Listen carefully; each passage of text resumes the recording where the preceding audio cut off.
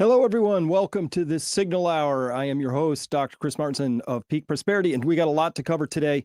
I love doing these Signal Hours. I love connecting with you. Check out the comments, leave the comments. I'm going to be reading those as we go. Remember, Signal Hour is all about trying to find the signal inside the signal. The signal, of course, today seems to be X for the most part. Mainstream media, wow, just dropping the ball bigly, to quote Trump. It's really astonishing just how far we've gone. So today we're going to be covering a little bit on the California wildfires. I have to talk about this whole idea of going woke, going broke, because it's gotten pretty bad. It's a worldwide thing. And I think people are finally figuring out post the California destruction, at least in California, maybe a little bit more broadly, wow, something really failed us there. And this is the problem when you have people who are elevated or somehow begin to infect a set of positions who aren't there because of their competence. They're there for maybe other reasons. Nepotism, DEI, because other incompetent people don't like to hire people who are more competent than them. It's called the Peter Principle. You bring in people under you that are less competent than you, so you look better. And then, of course, when it's your turn to vacate that position, they take your spot. So on it goes. So let's go into the Signal Hour right now. First, this is just the horrifying destruction. Let me turn the sound off on this because we don't need that. It's just helicopter-y sounds. This is Altadena. This is stunning that you have to just get 10,000 feet in the air to begin to appreciate the scale of the destruction. And when you have fires that are being put down by, well, let's say 50, 70 mile an hour winds, they can be highly capricious. They can jump all barriers. They can leave some structures unscathed while just tearing other ones straight to the ground. And it's just, this is going to take years and years and years, even for normal humans to recover from. But in California, where they've burdened themselves with additional building permits and regulations and coastal commissions and you name it, this is just going to be an absolute nightmare for all involved. So do not feel good for these folks here. And hey, Chris, good to see you too. Happy Wednesday. So that's horrifying destruction. But out of all of this, we got some positive moments. This was potentially the most inspirational.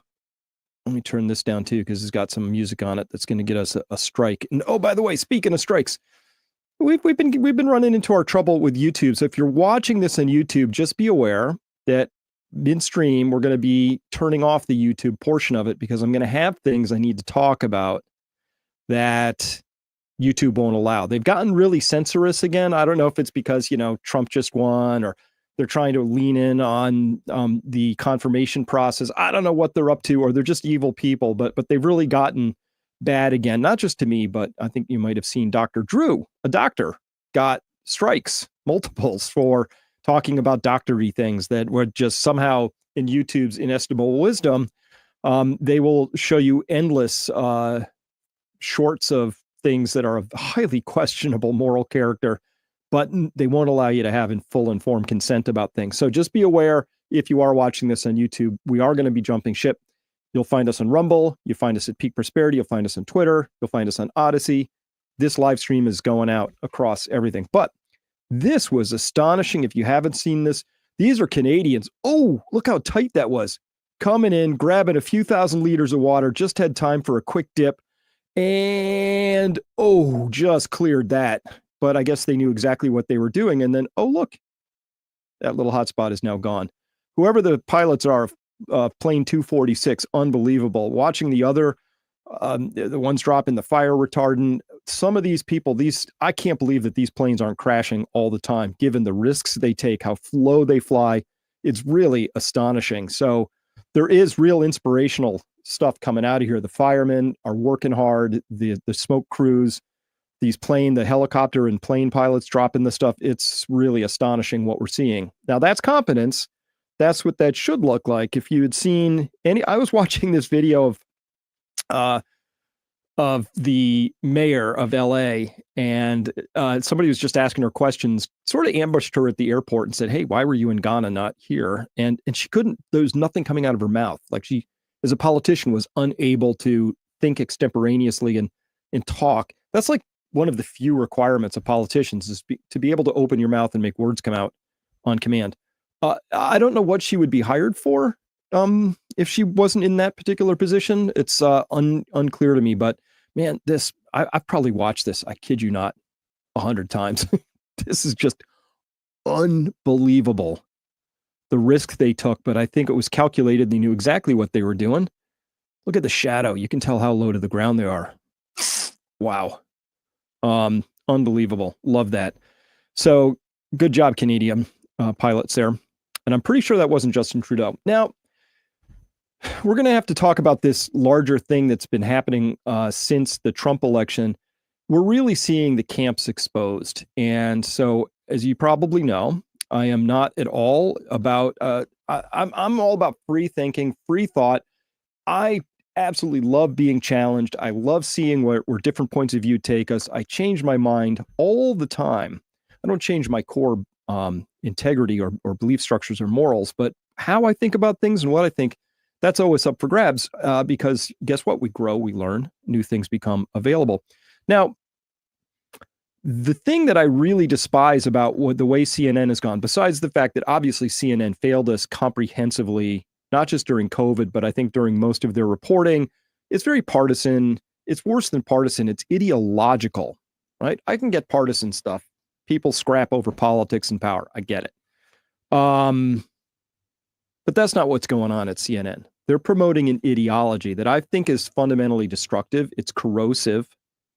It's going to break the country that they nominally serve because we're going to end up with a lot of people who are, well, wrapped up around too many of the wrong axles and not actually getting on with the productive stuff of building and doing productive things. This was astonishing, even by CNN standards. Watch what is said, listen to what is said, and watch the CNN anchor absolutely do nothing in response. This, as an Aisha, American, let's talk about Kamala makes Harris. me really concerned. Let's talk about Kamala Harris. As a black lesbian who Donald Trump doesn't believe has genes as good as his, is he going to attempt to exterminate me why do you when he believe that, gets Aisha? elected?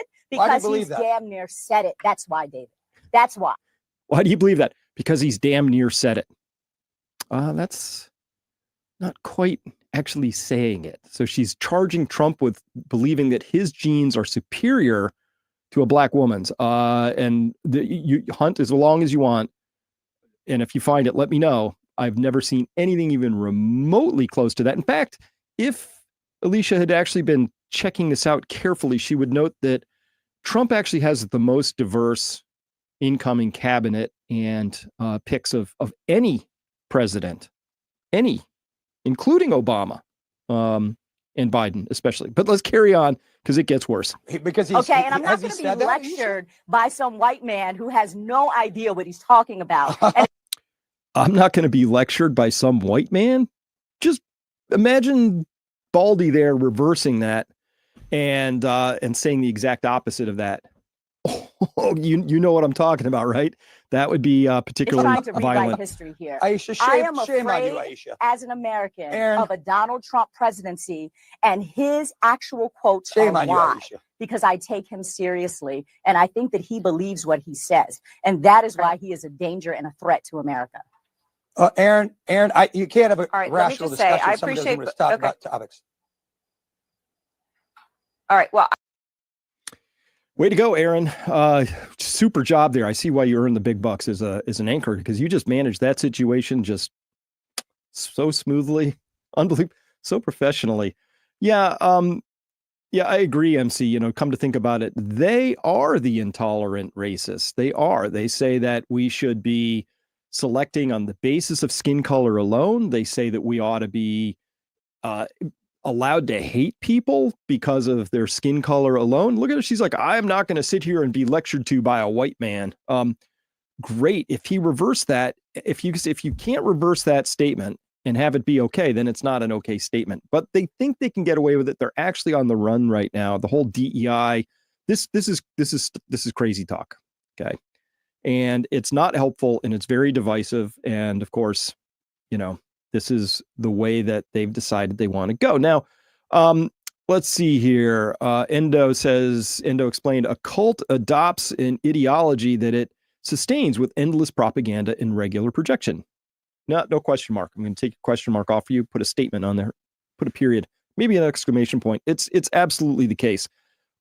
Endless repetition. So they've been repeating these things that are wrong for a very long time. And now we get to see the actual full fruition of this approach. Now, here's why I go at these sorts of topics the way I do.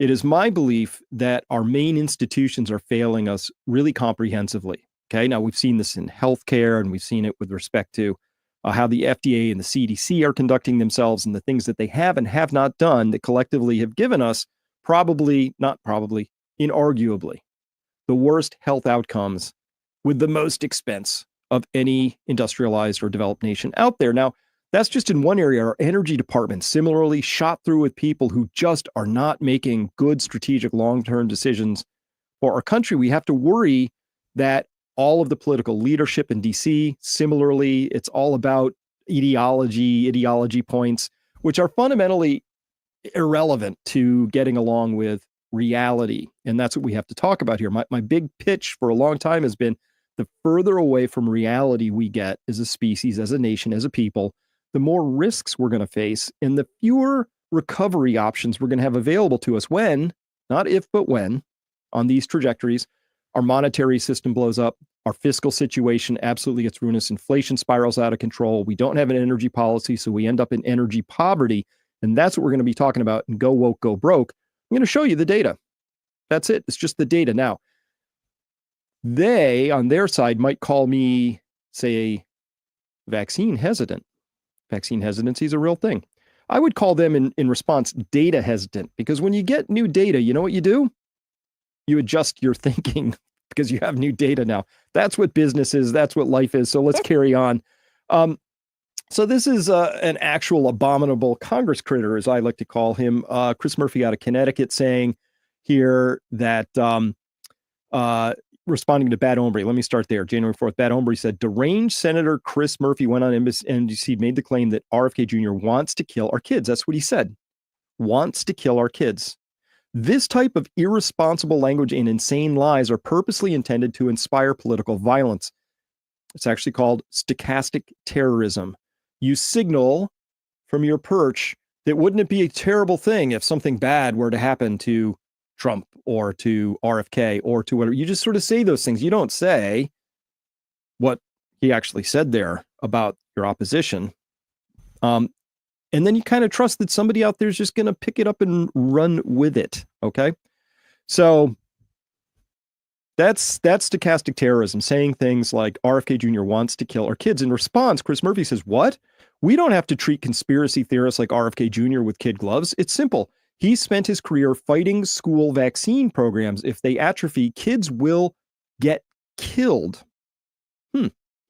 And then he carries on from there. This is actually a really deranged point of view. You can listen to any one of it, literally 100+ interviews where RFK Jr. has said the same thing over and over again, which is these vaccines that we're mandating have not been properly tested. So let's test them. And if after at the end, and we just keep them, your choice, you want to use them. But if at the end of the testing period, we find out that we could improve the formulation, or it's not as good, or it doesn't do what we thought it was supposed to do, then we'll have more data and we can make a science-based decision. All RFK Jr. has ever said so far to this point is that politics has a seat at our medical decision table. Money, of course, has the chairmanship of that particular decision table.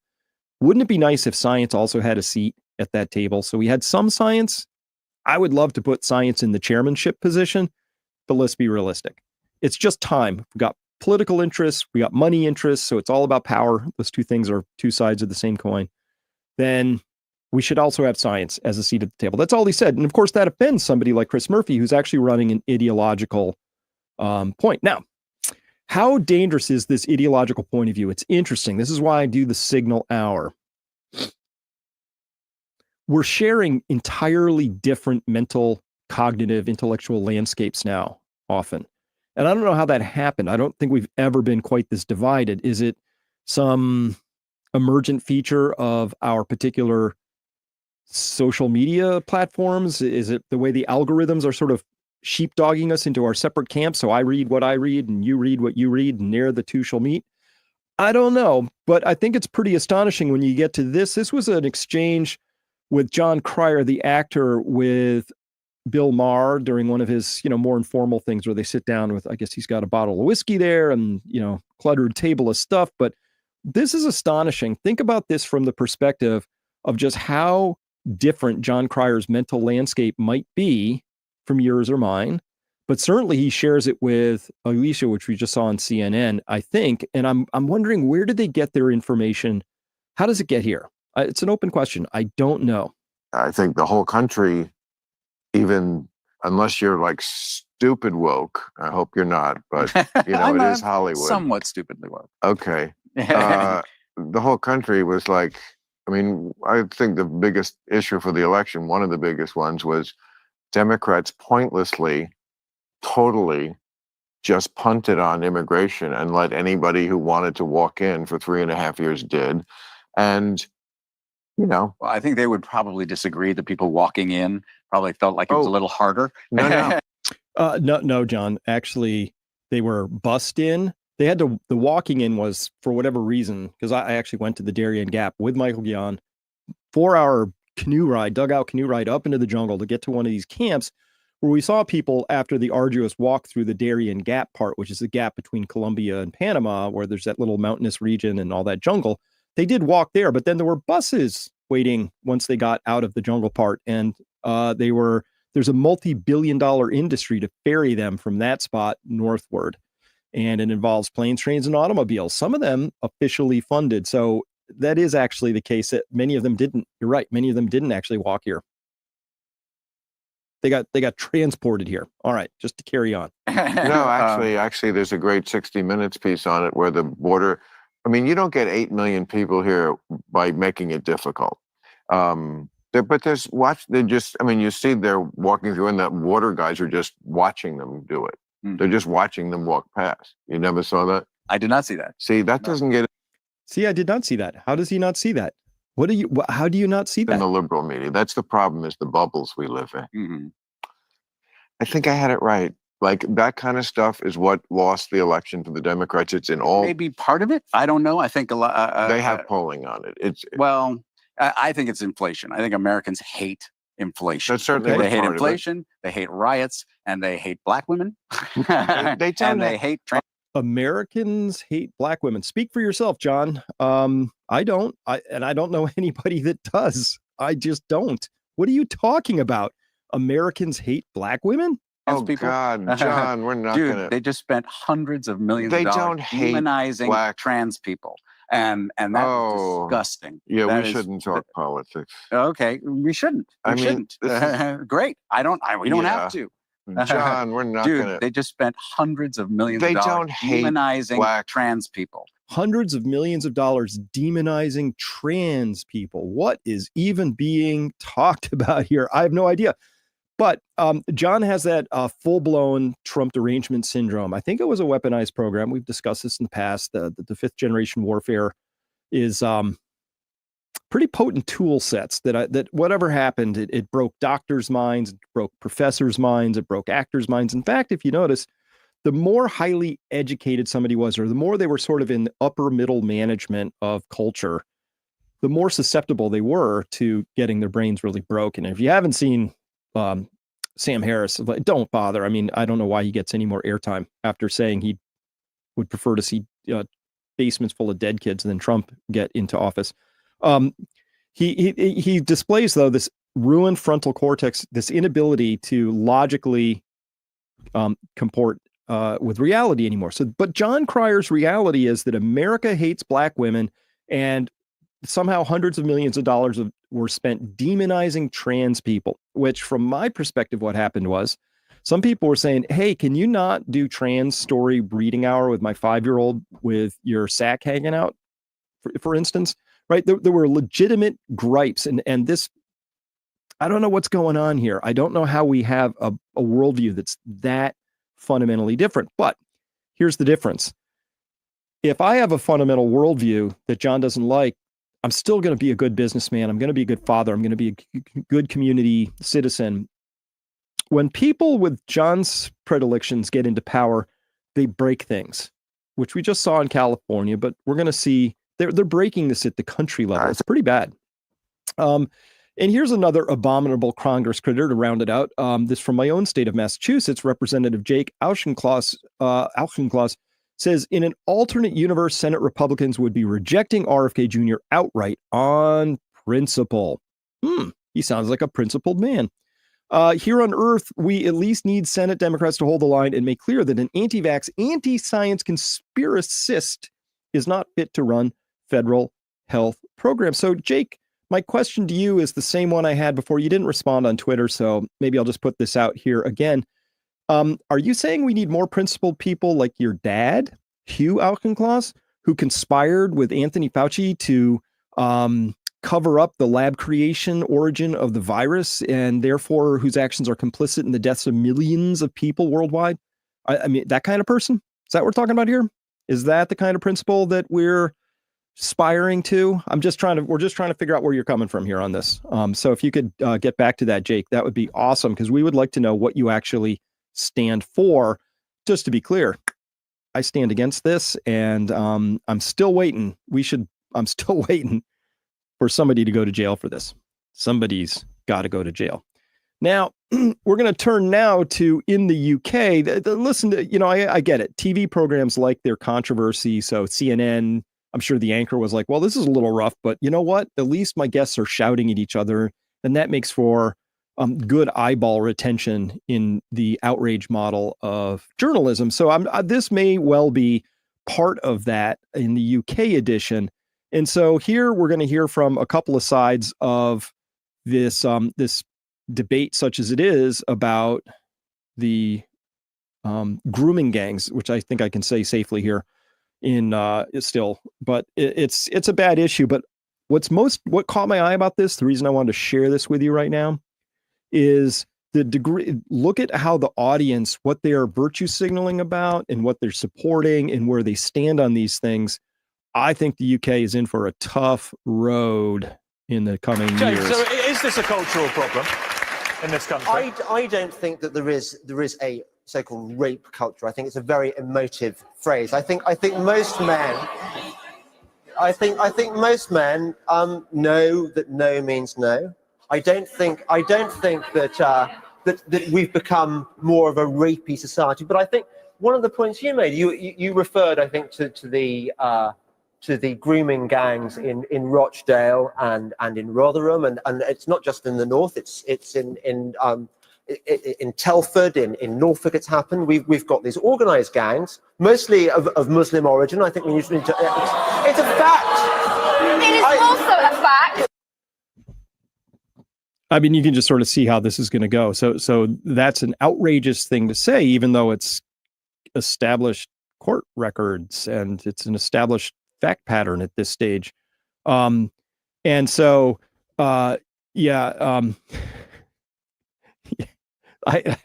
listen, Joe Blow, I can't disagree. Question Time is terrible BBC propaganda. BBC is just awful or very good propaganda, depending on how you want to look at that particular thing. But it's absolutely not good what goes on at the BBC. But this just carries on. Let's listen to a little more. Let me finish. Thank you very much. You outrageous information. Okay, let him finish and then come back in. Spreading lies. I'm just telling you what the member of that audience why are don't- actually, they why are don't screaming at. Oh, look, I got the audience on my side. That means you must be wrong. He's like, well, do you read the newspapers? Do you read court documents? I mean, this is where we're at, where somebody's ideology can allow them to completely overlook the facts at hand. And that's a problem, because we're facing a lot of predicaments right now. Problems, those have solutions. Predicaments, they have outcomes, and you just have to manage them as best you can. Okay. Problem, our GDP isn't growing as much as we want. We can goose that. Predicament, our population is now tipped over and is falling and is aging rapidly. That's Japan, right? So you can't solve the problem of a declining GDP because you have this predicament of the fact that you have fewer old people sticking around. So when you have a predicament, you got to sit down and go, okay, how are we going to manage the outcome from this? Because there's not a solution to it. There's no solution to make Japanese people suddenly have babies 20 years ago or live longer and decide to really go on spending sprees in their old age. It's just not how humans are built. So when you're facing a predicament, you need adults, clear-eyed adults in power who know how to make what we call a business decision, I guess, which is every decision's a trade-off. That's the best way to think about them. You do this or that, this pros and cons on each. So we're getting to the point where we're going to have to make serious trade-offs. So we're going to need people who can think clearly. The point I'm making, the case I'm building here is that those who have an ideological orientation to the world, they can't even deal with the data. They don't, it doesn't affect them. It's a bizarre thing. So let's listen in just a little more. Why don't That you read girl the is screaming newspapers? at you. If you look at Let him- the okay, names let him finish that, and then have come up in the court cases, you will find that most of them are of Kashmiri, Pakistani origin. Nullifier. And No, that's Nullifier now, please. You talk about rape culture. It's a very pretty state of affairs when the police and the social workers would not deal with this problem because they were too embarrassed about being called racist. You're turning a question. You're turning a question about sexual violence into one about religion. First point. Second point. Talking about Can I massive- just finish? Second point. You and I know, James, that a majority of rapes and sexual violence perpetrated in this country is done by white Caucasian people. Oh, the audience is very pleased with that result. So that whataboutism is interesting. He was talking about a cultural aspect, and she turned it into one of religion. He mentioned nations with cultures, Pakistan, Kashmir. She mentioned a religion. So at any rate, it just goes on from there. I won't subject you to more of it. But it's very clear that there's a whole generation of people who no longer can really think and think clearly and think on their feet. Okay. So, but when you get the story wrong, sometimes it's a little painful. And sometimes I got a little schadenfreude on this one. In case you didn't notice, Moderna stock yesterday was down almost 20%. And that's just on top of, so now it's down a collective 93% from its high point in 2021, where it topped out at a little over $450. And now it's at $33. Couldn't happen to a nicer company. I'm not at all entirely upset about this, as you can tell. Terrible company, terrible product, did some very terrible things. So to everybody who bought into the hype of this, there's some brokenness going on. So let's talk about this. What does it mean to go woke, go broke? Right? We saw it with Bud Light. We saw it with Disney, right? Obviously, they didn't go broke, but they certainly hemorrhaged market share and hemorrhage potential profits big time as they sacrifice themselves on top of the trans altar, as it were, I think mostly. At any rate, so when I say go woke in this case to me, what does it mean? It means that you are adhering to an ideology. And that ideology is going to be around something vague, something abstract, typically. So the debate we have today is really between the people who live what I call reality and people who live in the world of abstractions. You live in reality. You have to wake up 5:30, get in your car, go somewhere, lay some bricks, perform some services, do something, trade your time for money, come back home. If you're an abstractionist, you live in a world of abstractions. Maybe you're working on your third master's degree and you've kind of delayed adulthood to you're in your mid-30s. You work with PowerPoints. You fundamentally think about things in abstract terms. But when it becomes your organizing identity politic, right? I belong to the group of abstractionists, right? And I'm going to defend that vigorously. Then it starts to become quite negative. And of course, if you have an abstraction, that's fine. I deal in worlds of abstractions all the time, but that has to tie back to reality at some point. My definition of woke is that these are people who live in a world of abstraction and they've lost or reject the tying back of their results of their actions back to reality at some point, to course correct, to say, how are we doing? Do more of that, less of that. You got to tie your abstraction back. Look, we saw this in San Francisco, right? They said, well, we're caring people. And we noticed that it's really disruptive when people go to jail for long periods of time because of shoplifting. So I know we'll raise the shoplifting felony limit from $250 to $950. And this shows that we are, in an abstract way, caring about these poor people. What'd you get? A lot more shoplifting, predictably.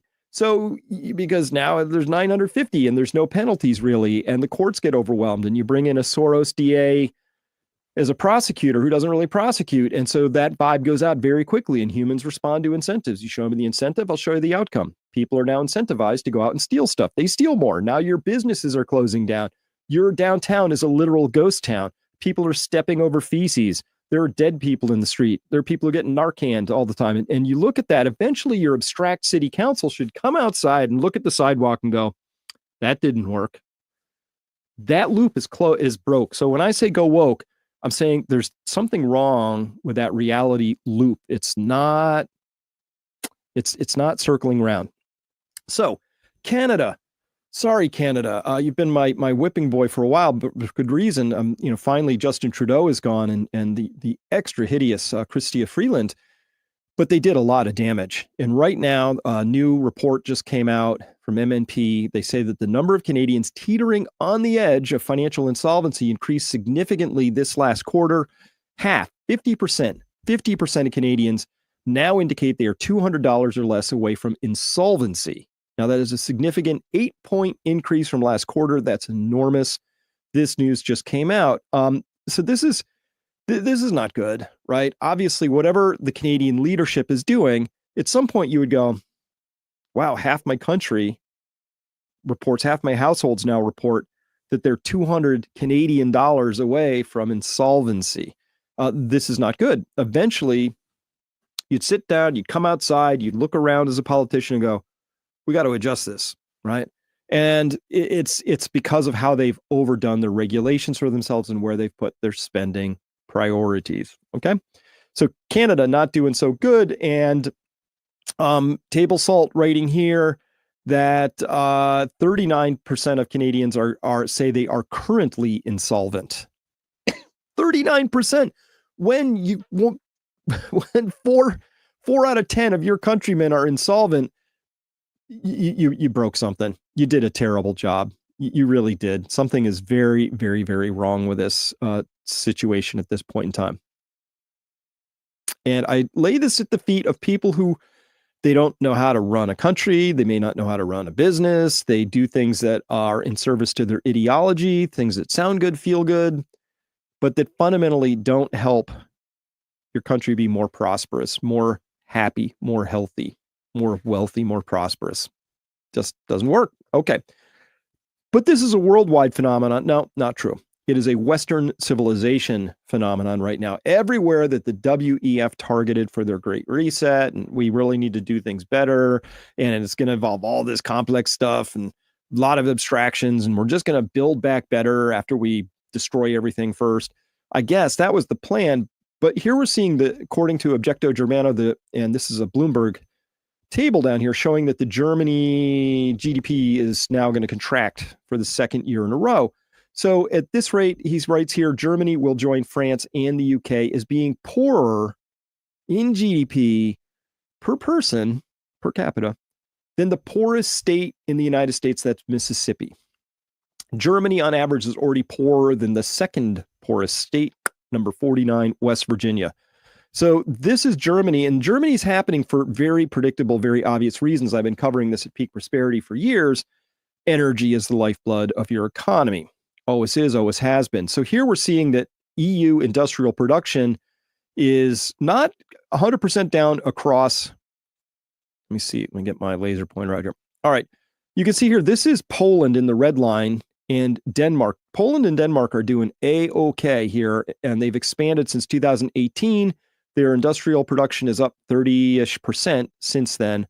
But all of these other five countries down here. So that's France, Italy, Spain, Germany are all less than they were 7 years ago.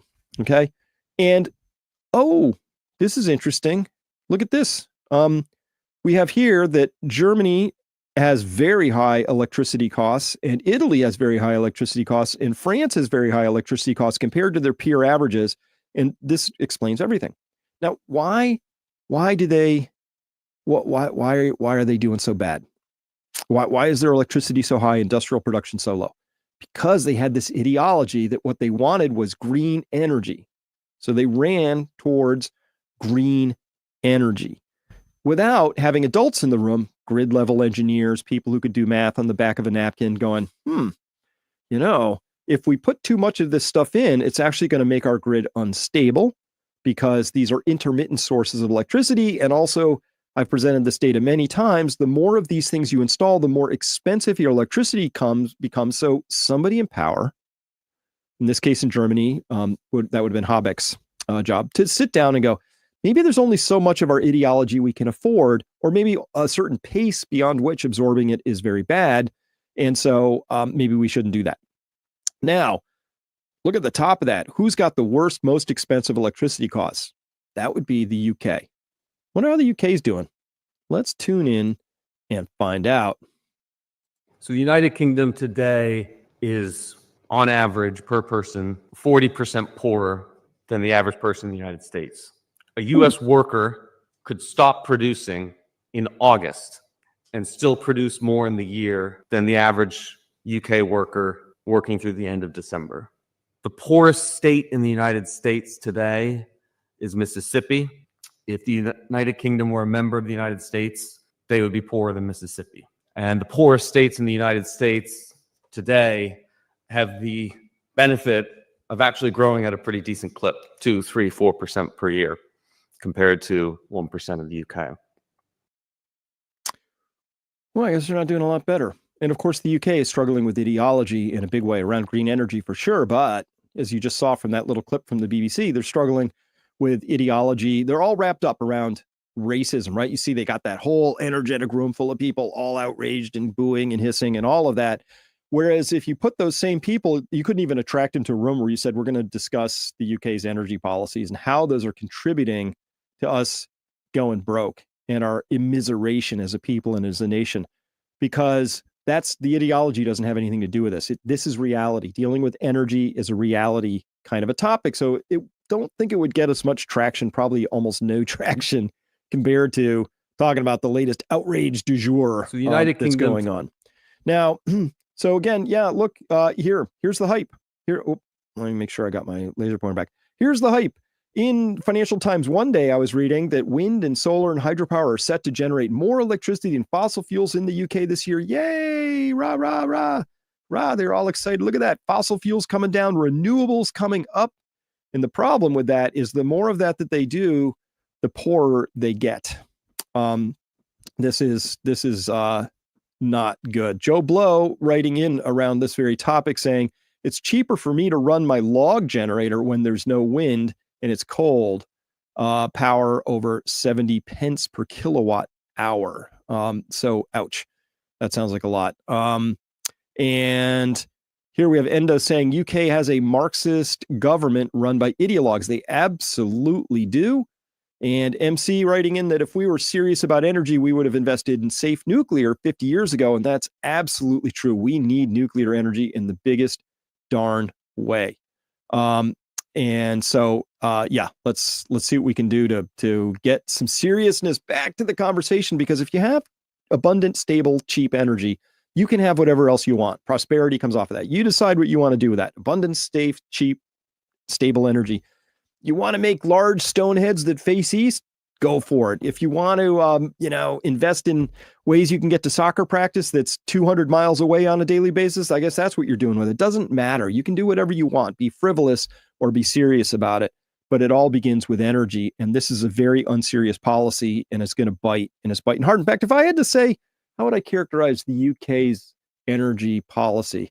There it is. Yeah, somebody took a picture of the UK setting energy policy for itself right there. All right.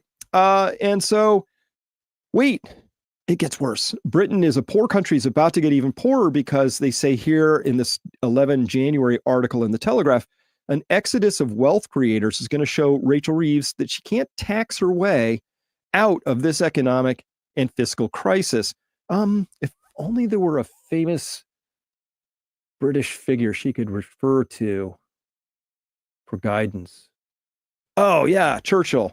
He said, I contend that for a nation to try to tax itself into prosperity is like a man standing in a bucket and trying to lift himself up by the handle. There it is.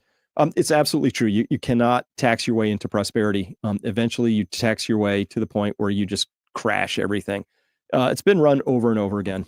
And so at any rate, that's where that is. Now, we are going to shift now. And if you're watching this on YouTube, that stream's about to end. You can still continue to follow us, of course, always at Peak Prosperity. There it is. The Signal Hour is at the top of the fold of the page. You can click there. We have a stream running there at Peak Prosperity. If you're watching there at Peak Prosperity, okay, you can follow us down on Rumble, of course, also Odyssey and on X. So figure out where you want to follow us. But Nick, I'm going to ask you to turn off the YouTube portion of this stream now and just let me know when that has actually happened, because we have to discuss